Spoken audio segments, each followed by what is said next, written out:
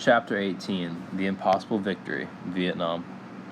This chapter, out of all of them, especially caught my eye because I was always interested in the Vietnam War, and I've heard lots of things about how it was unjust and we didn't have that strong of a purpose in the war, and it was just really interesting to me.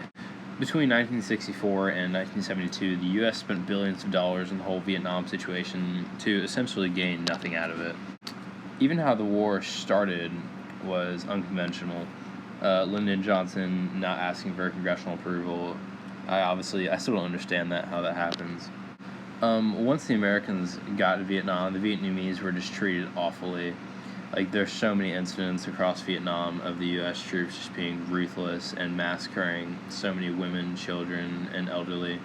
Like, the 1968 My Lai massacre was one of the famous ones that I didn't know about before, which is just a huge massacre of just anyone you can think of in Vietnam. And this wasn't the only incident, of course. There was hundreds of other reports of things going across Vietnam, along with bombings and just everything that could possibly go wrong. And back home, the people were not blind to these facts. The civil rights movement was definitely opposed to the war.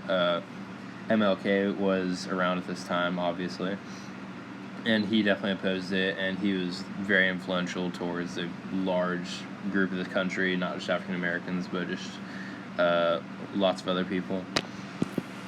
Large masses of people were definitely against this war, and lots of men were refusing to register, which you couldn't do that back then, and they're often jailed for it. By the end of the whole situation, the people definitely swayed the government to withdraw from the war, because when you have that much of your country against a war, then there can't be a just cause for it. Like I said in the beginning, the Vietnam War is one of the more controversial things I've heard of in our nation's history, and it's definitely something I'm going to look into more, because the way it was pictured to me, we weren't even fighting for the right side, but that is definitely something that can be discussed more and researched more about.